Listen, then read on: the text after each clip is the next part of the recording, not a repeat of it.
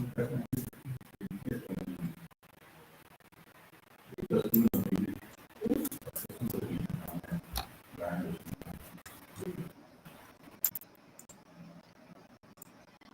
evening and a very warm welcome to all of you joining in. My name is Trishma Pinto. I'll be your moderator for this conversation.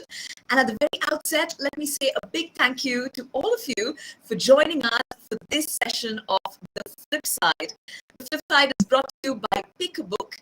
And before we reveal to you our two panelists for this evening, ladies and gentlemen, allow me to foremost introduce you to Pick a Book, because I'm sure there are plenty of you who might be joining us for the first time. Now, Pick a Book is a fantastic initiative that was launched with the aim of igniting the love and the passion for reading. It has clubs in several cities across the globe now, and Pick a Book is a space where readers can select a book, they can read and research it thoroughly, and present the book as a summary before an audience. So in doing so, Pick a Book not only inculcates the habit of reading, but it also helps to impart a wealth of knowledge while honing our readers' communication skills. Now, our discussion today is called The Flip Side, and of course, this is a Pick a Book initiative featuring two panelists from Pick a Book clubs, and they are sharing with us insights from the incredible books that they have just read. The objective of this session is to provide our audience with a clear understanding of what to expect from the books being discussed today. We trust that the thoughts being discussed at this conversation will encourage you to pick up the books for yourself and add great value to your personal growth. Well, with that, we are now ready to introduce our two panelists who are joining us this evening. Our first panelist is Mas Savanghan. Mas is currently heading the Global Training and Development Function at Attune, which plies its trade in technology consulting in the SAP space. He's also an MBA lecturer at the University of West of England External Program, and he spends much of his time working with professionals on life coaching and skill development. His core area is employee engagement, and he has developed a number of initiatives to keep teams constantly inspired.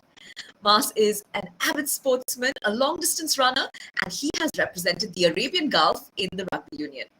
Now, the book he will be sharing insights from is called Winning: The Unforgiving Race to Greatness, and this book is by Tim S. Grover.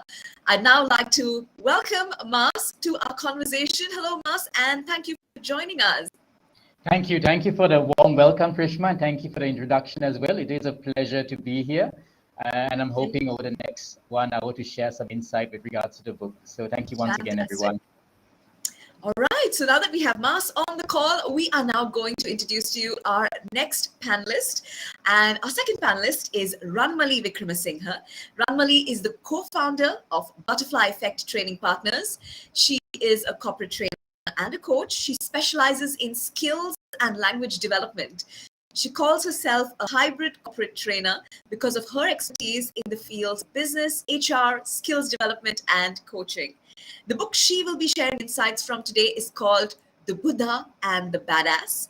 And this book is about the secret spiritual art of succeeding at work. This book is by Vishen Lakhiani. And with that, I'd now like to welcome Ranmali on the call. Welcome, Ranmali.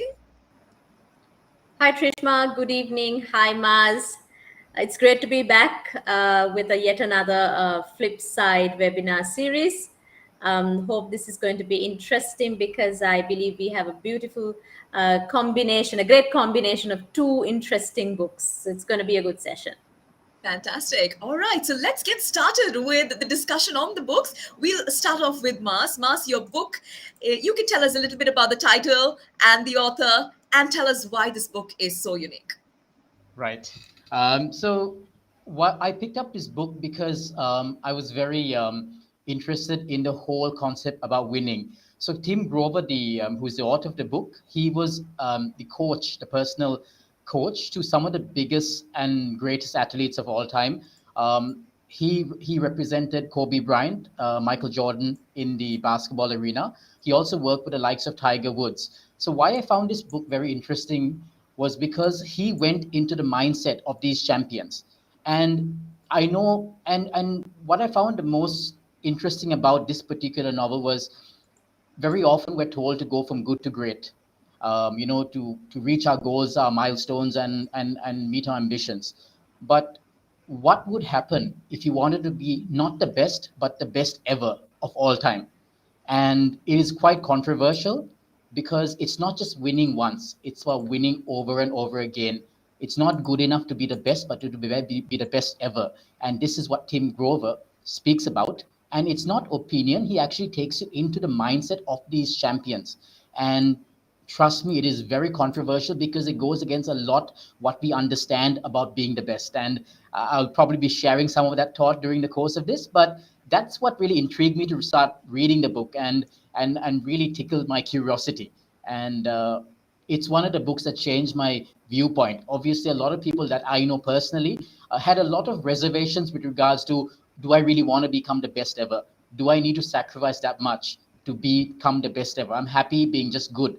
But I mean, it's just a different perspective. It's not an opinion, but it is what the mindset are of these champions and what sort of lives they lead. And that's something I'll be sharing over the next hour.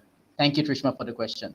Fantastic. All right, Ranmali, let's move on to your book now, The Buddha and the Badass. Can you tell us a little bit about the author as we begin this discussion?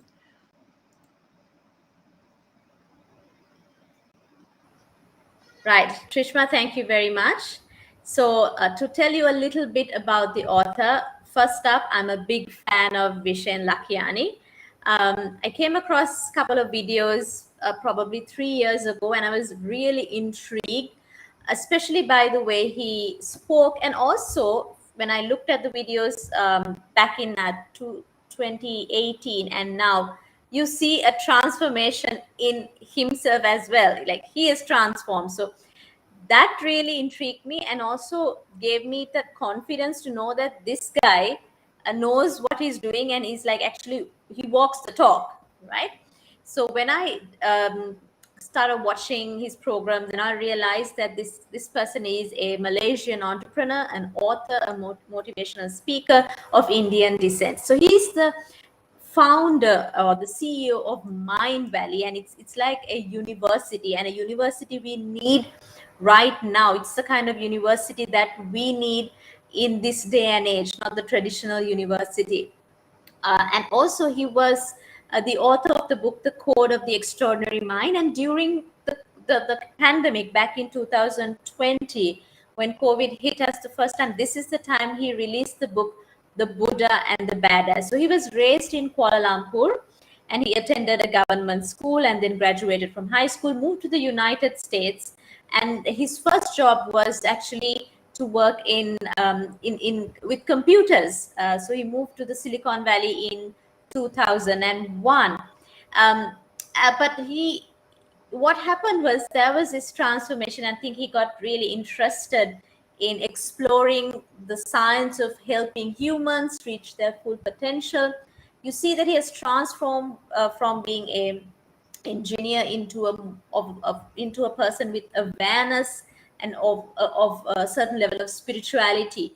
And so he founded Mind Valley in 2002, then moved to Malaysia, and I think right now the headquarters are in Estonia, if I'm not mistaken. So Mind Valley, his company, is an organization that gives offers teaching programs, training programs for mindfulness, meditation, personal growth, fitness, and health. So put that all together, we have the book Buddha and the Badass, where he says, forget hustling. This book will disrupt your deeply held beliefs about work, success, and life. And it tells you to awaken the twin powers, the Buddha, the spiritual master, and the badass, the change maker, and challenge the status quo. And what he says is, we already have both sides. We just need to awaken it and then transform the way we live. Wow. I am, of course, familiar with Vishen's work and Mind Valley. And of course, I'd like to encourage all of the viewers watching to check them out, check out their YouTube channel, check out their website. They've got plenty of fabulous self-growth programs right there. Right, we'll come back to you, Ranali. But for now, let's move on to Mas. Mas, let's talk about your book, or rather Tim's book, Winning. Well, tell us, do you think, Mas, that anybody can become the greatest in their area? Well, I know that we live in a world where we credit talent to a large extent. You know, we often look to talent and say this person has a gift. This person, you know, has the ability to pick up something very quickly. But as Tim Grover and a lot of other authors as well mentioned that yes, talent is important, but there is a certain tipping point. You know, it is important to a certain level. Michael Jordan, he was about 6'6" in terms of his height, and for basketball that was good. But anything more, it didn't make much of a difference because there is an extent where talent will take you. But as they always say, hard work beats talent when talent doesn't work hard. And what he talks about in this book is about all these different athletes working harder than everyone else in the room. And that was one of the reasons for their success and for them to become the greatest of all time. Now, he throws a number of different examples, right? So, Kobe Bryant was known, famous basketball player, he was known to be very strong on his work ethic, right? He worked very hard. Whenever a game was over, even if they won the game, while all his teammates went and partied and, you know, broke out the bottles of champagne, he went straight back into the gym. He went back and watched the videos of how he played and looked to see how he could refine his talents. So there was one instance, right, when he was playing a game against another NBA team, and one of his rivals who was playing for the other team came into the stadium a little early. So what happens is normally they come in early at about 2 o'clock in the afternoon. The game is in the night. They do a warm up? They hit the sauna after that, and they're ready for the game. So when this particular gentleman came in, his name was Dwayne Wade, and he played for another team. He walked into the gymnasium. He walked into the stadium, and he saw Kobe practicing. And he's like, okay, Kobe's practicing. I'm also known in my part of the world as someone who practices really hard, and I'm very hard on work ethic. So I'm also going to work out. So he did a workout for about 45 minutes, went into a very big sweat, and he thought he was ready to go, right? But Kobe was still practicing, and he wasn't just, you know, doing the normal stretching and the simple moves. He was actually practicing game, you know, type moves. And then Dwayne finished his workout. He sat down, took his shoes off, and just watched Kobe for another 45 minutes. And he went at it like a man possessed. So then Kobe was done. He hit the showers, and both of them were ready for the game in the evening. Guess what happened in that game? Kobe hit Dwayne Wade by 35 points. And then game was over. Dwayne's team lost. He went up to Kobe and said, Kobes, why were you working out so hard? You know, I mean, you were at the gym, you were working at the stadium so for 1.5, 2 hours. What's up with that? He's like, well, I saw you come in, and if you ever thought you're going to outwork me, forget it. You know, just erase that from your mind. I'm here to outwork everybody else here, right?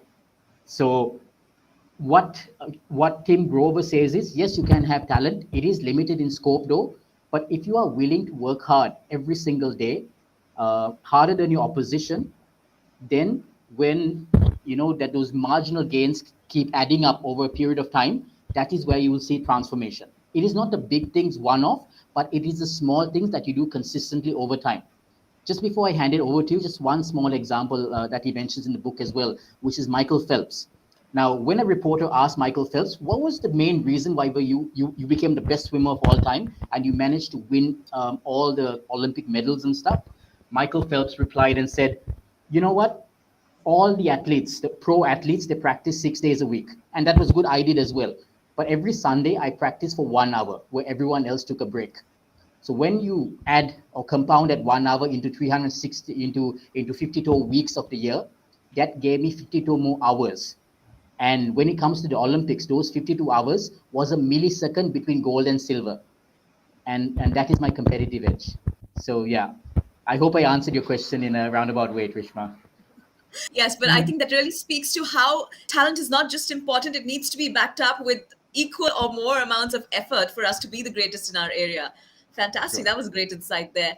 Well, let's move on to Ranmali now. Ranmali, let's talk a little bit about the title now. It says the Buddha and the Badass. And like you said, we all have each of these aspects within us. So can you tell us a little bit about how the author Vishen talks about these two concepts, Buddha and Badass?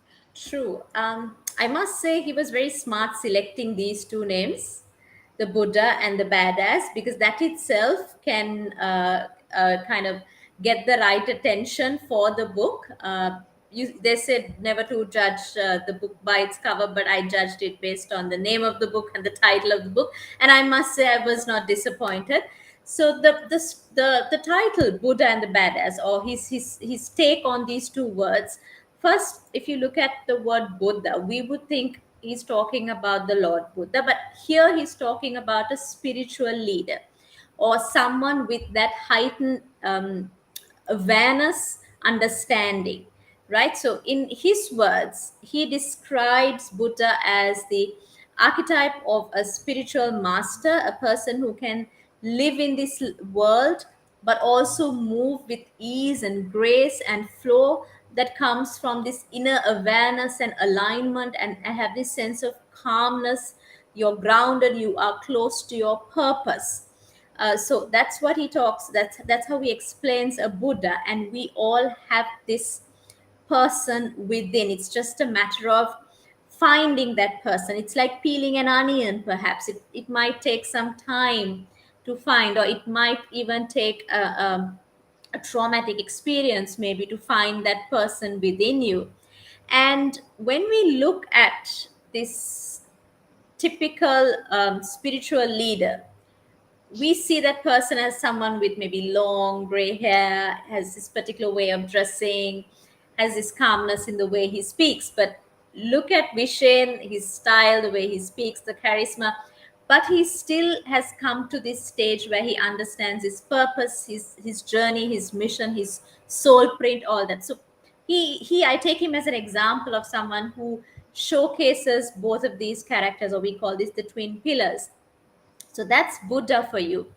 A badass is a change maker, the person who is out there. Now, if Mas spoke about Kobe, or maybe Michael Jordan, or anyone, like a person who's winning and who's at the top, they are what we call the badass or the change makers, because they're creating, changing, building, writing, inventing, leading. But you are not a bad person, you are the benevolent disruptor, a person challenging the norms. It's the person challenging the status quo for the betterment of the human race. So put that together, you have the Buddha and the badass. And what he says is we need to master these two people within ourselves. And that's the way to reach our goals, and have a life that's fulfilling. And to truly live that life, you have to combine the Buddha and the badass, so that you can have these skill sets. What are these skill sets? He speaks about bliss, moving in life, going forward with that calmness, with ease, and immunity to overwhelm. Generally, we are really overwhelmed. I mean, anything can overwhelm us, but a person who has mastered this quality of being a Buddha, is you cannot overwhelm that person. They'll understand the situation, analyze it, and is able to detach himself. And then relationships, have the kind of people around you that can elevate you, that can take you, and that can help you live the life you really want. And then another quality or another skill you need to be the Buddha and the badass is to be able to have inspiration like on demand. You have to be inspired. We have to have that enthusiasm and live life with being inspired all the time. And anything, like a child, if you look at a little child, he's inspired by everything. Everything is curious. Everything kind of uh, grabs his attention. Live with that kind of spirit, and then believe in abundance. It's kind of connected to law of attraction, and understand that the universe is actually there to help you. Then flow with ease, and remember to bend reality. You have reality, but if you put your mind and soul and your heart together, and if you understand your purpose in life, the universe works for you and you can bend reality. And he has taken a number of examples, using people like Steve Jobs, and highlighted how they bend reality and how they actually believed in bending reality, even before this book was published. So, this, in a nutshell, this is what it means to be the Buddha and the badass. That's a very unique concept, because I suppose when people think about these two words, Buddha and badass, it's not really, something that goes together in the same line, right? It could be kind of blasphemous as well to use those two in the same line. But I think with your explanation, I think we can understand how it can work in helping us be a better version of ourselves. Fantastic. All right. Absolutely. So that's the Buddha and the badass for you. Let's move on to winning now, and let's move on to Mars. Well, in this book, Mars, the book talks about winning having no loyalty. What does that mean? Right, that's a really excellent question, Trishma. So it's like this, right?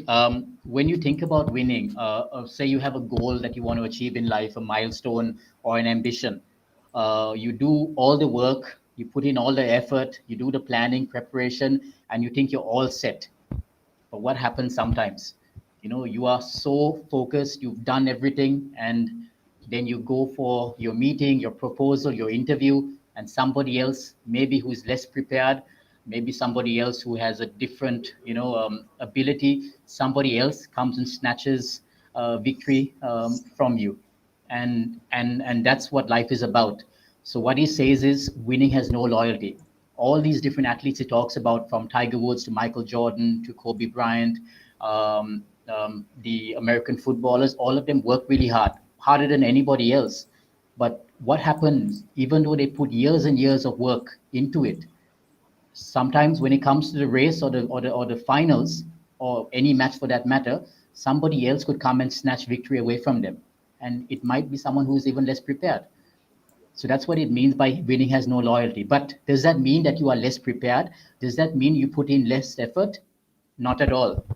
What he says is you prepare yourself, you work hard, and the right opportunity will come your way and you need to grab it. Sometimes it won't be loyal to you, because even though you've done everything, somebody else will come and get it. And in our life in general, how many times has that happened? Say we're going in for an interview, and we've done the research, we've done the background of the company, we are prepared for the interview, and somebody else who comes in gets the job and we don't, right? So winning has no loyalty to you, me, to anybody. But that does not mean at any point do we stop preparing and working hard to get there.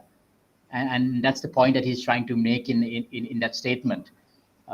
Yeah, so that was a quick synopsis of it. I hope that made sense.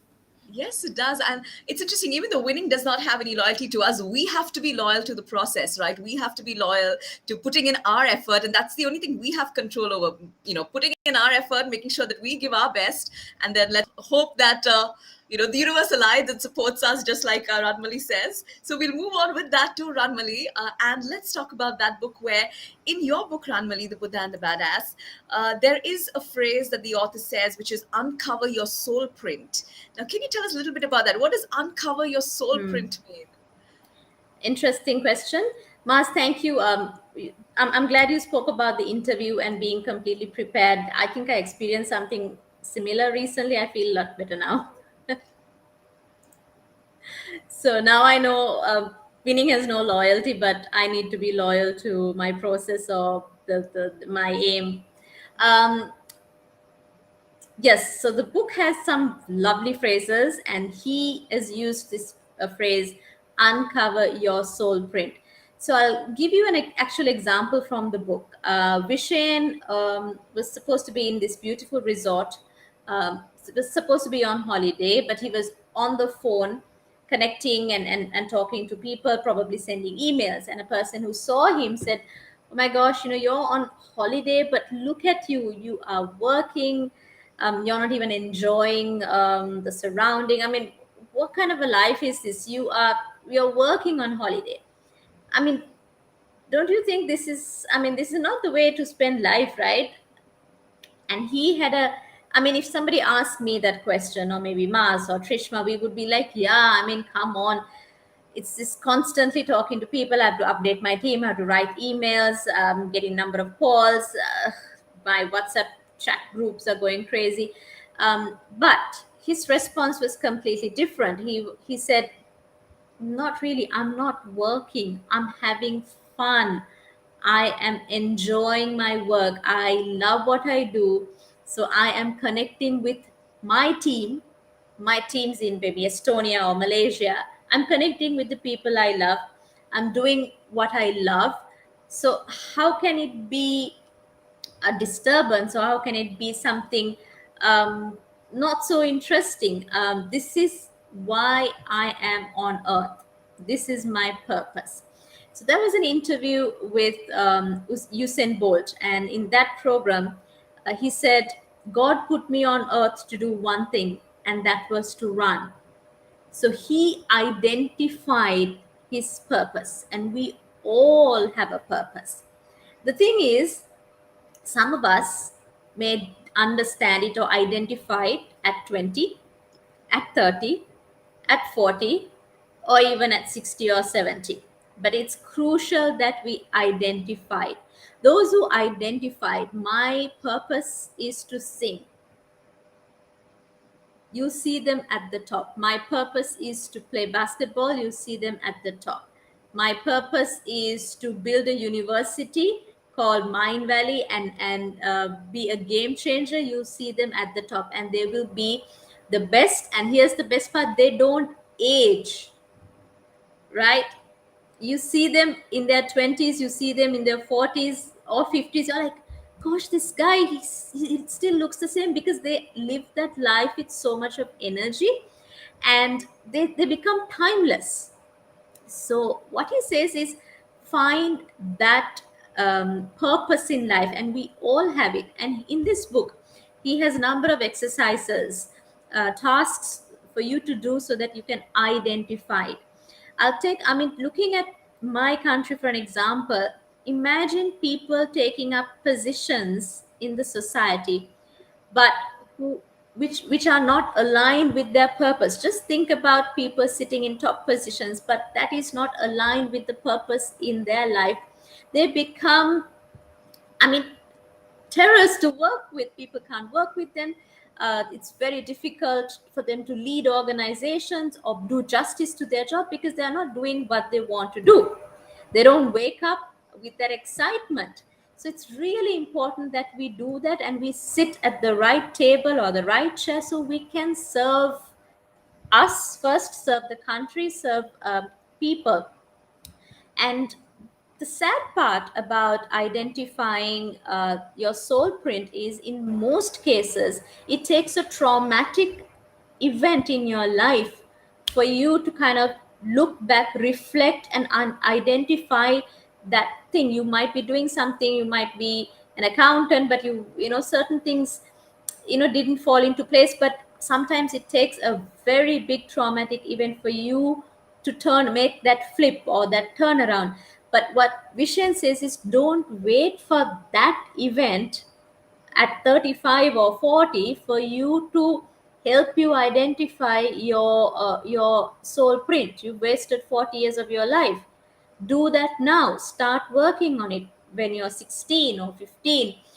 He says that these things should be in our curriculum, these things should be taught to students, teenagers, university students, so that we spend our life fruitfully and we live with that purpose. Because when you live with that purpose, you can serve better. And our problem, Mars, Trishma, you realize that we don't serve, we are, because we are not, we're not, you know, it's not our purpose, so why should I serve, right? You're doing an 8 to 5 job, it has nothing to do with my purpose, you're not going to serve the world. So identify it, because you become a better person, and when you become a better person, you're able to help the world. That's interesting, because you talked about how Vishen was on vacation and working, and said he had so much fun doing that. And it actually kind of speaks to what I like to do as well with my life. I'm just thinking that I like to do things where I feel I don't need a vacation from this because I'm enjoying it so much. This is my life, whether it's work or Absolutely. With your on vacation, you are having fun, Trishma. If you're doing what you're doing and you love it, what you're doing right now is having fun. If that's the yes, case, you don't need a vacation. indeed. Fantastic. All right, we'll move on to Mas now. Mas, let's talk about the book Winning, and let's find out, what do you think about this? Is winning addiction? Can you talk us through, some of the athletes that were spoken about in this book, and tell us whether, winning was an addiction for them? Sure, sure. So I think all of us in our own little ways, we have our own addictions. Some of us have a coffee addictions. Some of us, have different things that we like to that are inbuilt into our habitual process during the day. Now, when Tim Grover asked Michael Jordan, what is the whole perception or thought process behind basketball, he said, "I've never lost a game. I've only run out of time." When he asked Kobe, "What is your opinion about winning?" he replied, said, "Winning is everything," right? And when you actually go into a little detail and understand what they meant by that, so when these so-called, champions who wanted to become the greatest ever, when they say, "I've never lost a game, I've run out of time," that means they're never satisfied with winning one thing. They want to, as soon as they win, they're looking at the next thing and the next thing and the next thing. That thing is infinite. I mean, if you look at Kobe Bryant, I know many of us know that he passed away tragically with his daughter when a helicopter crashed into a mountain. But he had a vision, and his purpose was to ensure that his daughter became the first lady who played in the NBA. And that was his purpose, that was his vision he had. So even though he was done with winning, he wanted to carry on that saga and carry that on to his daughter. Now, Michael Jordan, he won, 4 or 5 titles, and then he retired. And then he came back a couple of years later and said, "I'm back." And everyone said, "Listen, you're too old, you're too slow, you don't have the technique. There are younger kids who are out there, they'll be better than you." He said, "Watch me." And he won 3 more titles after that, right? So it is an addiction, and there's a lot of sacrifice as well when it comes to that. And I think that is the main reason why it's so scary. Because when it comes to winning, there is a science to achievement, there's a science to winning. You need to put in those hours. And if you like that process, that's really great. And if it becomes a part of who you are, that's really great. But there's a very interesting quote that Tim Grover talks about in his book. He says, "Be so addicted to the result that the process becomes irrelevant." And what does this mean? I know in life, and this is not my opinion, this is what he mentions on the book, right? He says in life, we're told to enjoy the journey, enjoy every single day, in the journey. All transformation happens in the journey. Well, for these champions, it is a little different. It's not that they don't enjoy the journey, but there are certain days where they are so focused on the achievement, on the goal, right? I mean, every morning when they have to get up at 4:30 or 5 in the morning, do they love it? No, not every day. I mean, you rather stay in bed, press the snooze button and sleep. But they're so addicted to the result, they know if they're going to achieve that, they need to get up at 4 o'clock in the morning or 5 o'clock and put in that work, right? So there are days when you love the journey, there are days you might hate it, but they recognize the importance of it in order for them to meet their goals. So it is an addiction, and why it scares so many people is because of the sacrifice that you have to make in order to reach that goal. Now, these people have put aside friendships. They've put aside, so they've sacrificed a lot in their life in order for them to reach that goal. Now, Kobe's wife, right? I mean, he told his wife, "Listen, I'm going to be away 9 months of the year. I won't be at home for 9 months of the year." And luckily for him, she understood and said, "Listen, Kobe, if you're going to do that, make sure you come back with a title because you're sacrificing 9 months of the year. I'm away from you for 9 months. You better win and you better come back," right? But there are a lot of sacrifices as well, which many people will not relate to. Personally, I found it very difficult as well. And there's one example. So Tim Grover, who wrote the book, now he was Kobe's and Michael Jordan's coach, right? So one day he was packing his bag to go on tour with them. And then his daughter came into the room and said, "Daddy, why are you going? You're going again?" And he said, "Yeah, I have to go. This is my job. I have to make money to, to feed y'all." And she said, "Daddy, if I eat less, will you stay?" if I eat less, will you stay? And normally, typically, we would imagine a father saying, "Sweetheart, you're the most important thing in my life. Forget the match. I'm going to stay with you." But he said, "No, this is my dream. This is my passion. I want to become the best ever. I hope one day you understand. Today you might not, but I have to do this for me." So winning is selfish. Winning is scary. Winning is an addiction, and there are a lot of sacrifice along the way as well. So it's not for the faint-hearted. Not many people will identify with this, and that's why you only have a very small percentage who are willing to go that extra mile, not to be great, but to become the greatest ever, right?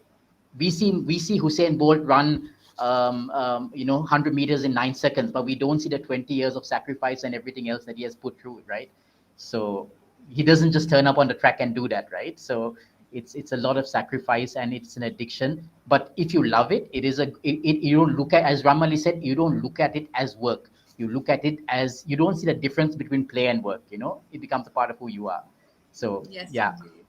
Wow, that was a great insight there. Winning being an addiction, but also, of course, when you talk about winning, there's a lot of growth that comes with the process, devoting yourself to the process, being loyal to the process. So while we're talking about growth, Ranmani, let's talk about your book, Buddha and the Badass, and the concept of growth. And what the book says is to make growth the ultimate goal. Why should growth be the ultimate goal? But interesting question, Trishma, and I think my answer might partially agree with the book winning, and also maybe in some parts it might contradict the book that we're discussing also. So when it comes to goals, we set goals, and they are maybe things like, I will do my degree and complete it at this particular age. I'll then do my master's, buy a house, go, do this particular job, and have a salary of this much. So these are our goals, and we've set these goals for ourselves. Let's take an average person, not the superstars that Mars spoke about, but average person who does a 9 to 5 job. They set goals looking at what they see around them, and you find yourself maybe at 35, 40, 45 not happy. You have everything. You have what you wanted. You've got the degree, you've got your master's, you've got your car, you've got your house, you've got your family. But deep down, they are not truly happy. Number one, they don't feel that they are living the life. And they don't feel like they've reached their potential. That's another thing. And they don't feel that it's a fulfilling life, bottom line. So the reason that Vishen says is because we did not make growth our ultimate goal. Life and our life on earth is not about your car or your house. We are going to leave them and go, but it's about the growth we make, how we evolve as a human being. So how we evolve is how we learn things, how we unlearn things. We learn things as children, we learn things in school, and some of it becomes irrelevant and obsolete when we grow up, but we still hold on to those. We learn limiting beliefs as children, but we don't know how to let go of them. That's the kind of learning you're talking about. And with every event, okay, a good or a bad, there is something for you to learn. And the problem is we don't learn the lesson. When you don't learn the lesson, the universe keeps sending you the same type of problems so that you learn the lesson. And universe is like, dude, aren't you going to learn the lesson? Because so this is why we have this recurring events. This is why we probably, let's say, relationship, this is why we end up with, if you have that pattern, you look back and think, I've been having this experience, I've been attracting the wrong type of people, I've been in work situations that are not working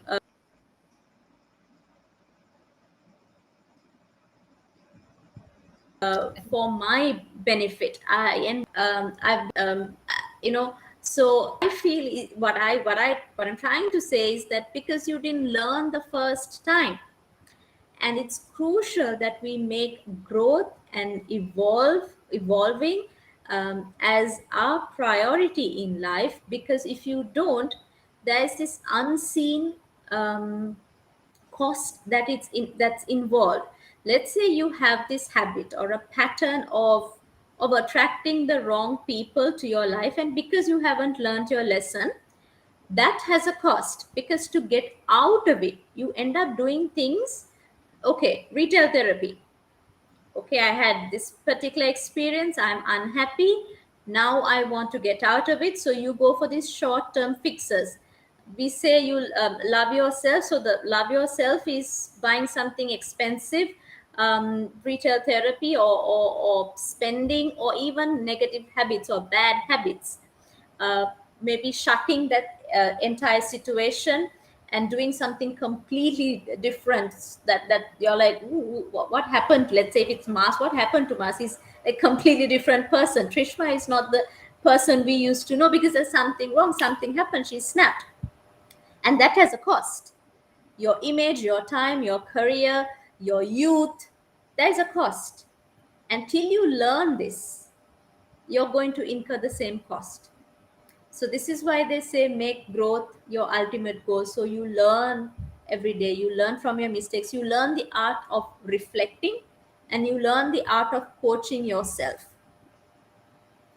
And That's a so good that one. you avoid certain situations, so that history doesn't repeat itself. Yes, indeed. Fantastic. Make growth the ultimate goal. I think that's a good takeaway from that book. Mars, move on to your book now. And in Winning, the book talks about winning being heartless. So, what does the author mean by this? Why is winning heartless? Does it have Right. to be? Does it have to do with how winning has no loyalty as well? Yeah, well, this is something that I took a bit of time to grasp, but then I understood it. So normally before we go into a match or maybe a meeting or anything big, we prepare ourselves mentally and emotionally. We psych ourselves up in order to be in that state of mind where we're primed up and ready to go. So if you look at a lot of sports teams, when you see the cricketers getting off the bus, they have their music, pumped, with their headphones, listening to music. You see them reciting the national anthem, getting all ready for the game. So that is where they're tapping into their emotions, right? Because when you have that sort of emotional connect, that enables you to perform better in the game. But what Tim Grover says is it is great to have that emotional connect and to be in that state of mind, but you can't always rely on your emotions. There will be some days where you will be up there, and there will be some days where you will be down in the dumps. Some days you just are not connecting emotionally. I mean, for example, if you want to go running tomorrow, right? You might be motivated and pumped up and inspired, and you might go and hit the field, hit the road at 5 o'clock in the morning. But on another day, you might press the snooze button and say, listen, I'm going to just stay in bed and get up at 9 o'clock or 10 o'clock. What he says is, you can't rely on emotions. It's great when you have it, but what do you do when you don't have it? So if you've ever watched an NBA final, right? I mean, there are about 3 or 4 seconds left on the shot clock.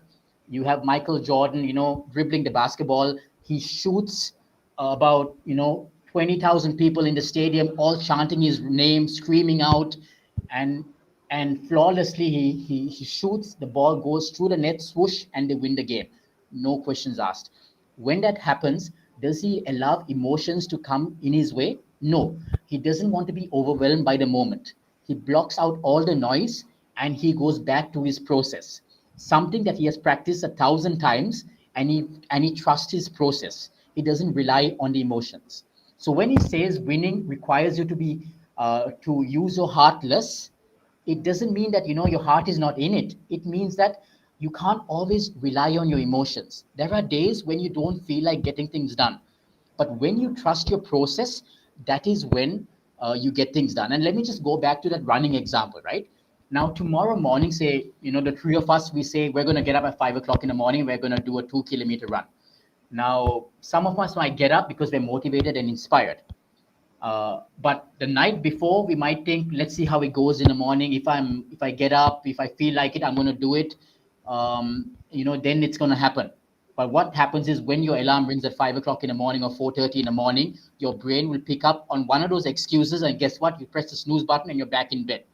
But when you trust your process, you don't give yourself a choice. You say, whatever happens, it doesn't matter how I feel, whether there's COVID outside, whether I can't do it, I'm going to somehow go through the motions and get it done.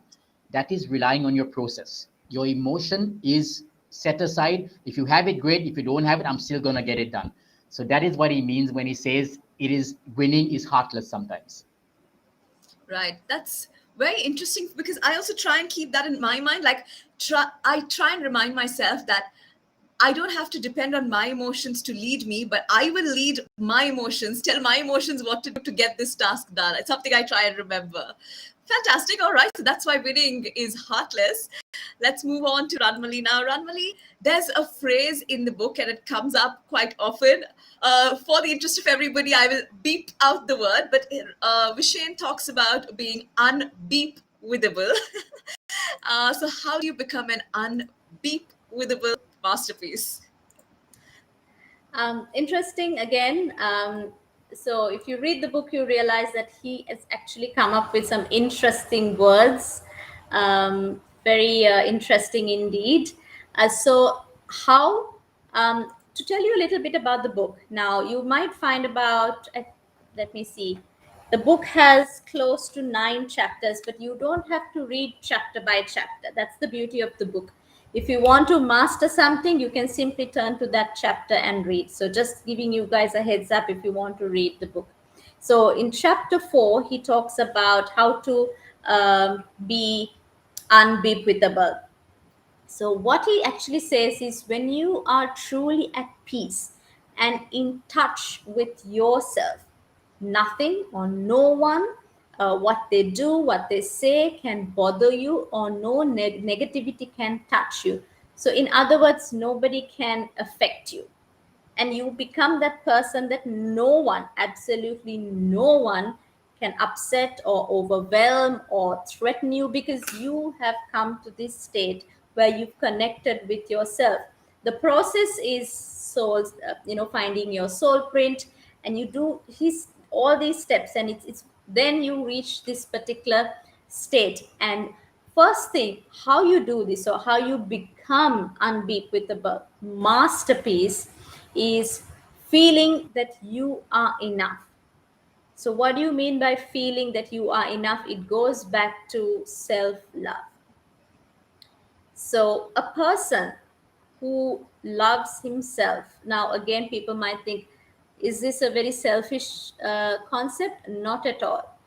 You are selfless if you love yourself, because that with where because you set so your standards so high, you do not allow others to treat you in that manner, and also you don't treat other people in the same way. So first thing is self love, and you set standards, you set boundaries, and you tell people, I want to be treated this way. So self love here is nothing to do with materialistic things like I love myself, so my handbag is this much, or my pair of shoes are this much, or this particular brand. That's not what we mean here, but it's the way you live life. Now, let's say you things like the people around you, the kind of work you do, all that tells you how much you love yourself. If you're with a wrong group of people, it shows that you don't love yourself enough. That's why you're hanging out with these people. If you are doing a job that is not fulfilling, if it's not bringing out the best in you, it's because you don't love yourself. That's why you chose to hang around to do the same job, because you don't love yourself and you're happy to put yourself through this. If you're in a relationship of that nature, you don't love yourself, because you are happy to go through it every single day. But the day you decide to love yourself, you're going to say bye bye to all of that and elevate yourself. And that's when you have what we call the beautiful destruction of the old you. It could be the old Mars, it could be the old Ranmali, it could be old Trishma, it could be old any of you who are listening to us. There comes a point where you have to kill that old person to invent, to create, to evolve and to get to that new person. When you get to that new person, no one can affect you, and you become what we call the unbeatable. Now, to continue that, to have that life and to continue that, is the moment you reach that, then you also automatically find your soul print, your purpose. With that comes goals. With that comes the third and the most important part of your life, is what you give back to your society. This cycle has to be complete. Identify your purpose, grow with it, and then remember to give back to your society. If you love yourself, that's when you decide to go back to the society, because give back to your society, because you love yourself so much. There's a lot of love to give, and then only you can give that to everyone else. Hurt people hurt. If you bleed, you bleed on others. So it's the opposite here. Love yourself, and you give that love out to everyone, and that's when no one can affect you. You come to this state and you live a life of purpose. So that's in a nutshell how to master this life and create this masterpiece. Wow, I think that was very, very beautifully put. And as you said, Vishen has a way of creating his own phrases, and there were Absolutely. several of them in this book as well. Well, that's unfortunately all the time we have now for this conversation. It was beautiful to learn from the two of you and your insights on the book.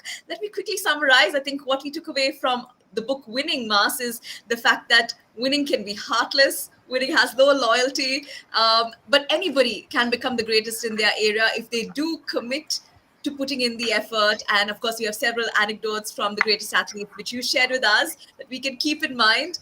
Athletes who think winning is an addiction and therefore go straight for the win. And when we talk about Ranmali's interpretation of the book, The Buddha and the Badass, I think what we learned was that there are two parts of us that can be reconciled. You know, the serene, calm part of us, the spiritual part of us, which is called the Buddha. And then we have the badass, which is the part of us that wants to go out there and get things done and make a difference in the world. And what we also take away from your interpretation is that we have to make growth our goal. And no matter what happens, we have to be unbeatable. So that's what we take away from your book, Ranmali. So thank you so much. Absolutely. Thank you, Mas. Thank you, Ranmali. I'm sure our audience watching has learned a lot from what you shared with us. So thank you for taking your time and sharing with us your insights. Meanwhile, to everybody who's been watching, thank you for joining us. I hope that this conversation opened your mind to new ideas, and hopefully you are encouraged to open up the book for yourself, to keep pursuing knowledge and keep expanding yourself for your own personal and professional growth. So thank you very much once again, Mas and Ranmali, for joining us. And thank you to everybody watching in as well. Thank you for joining. We'll see you at another edition of The Flip Side by Pick a Book. And until then, we hope you have a fantastic weekend and a happy Sunday ahead. Thank you, and see you next time.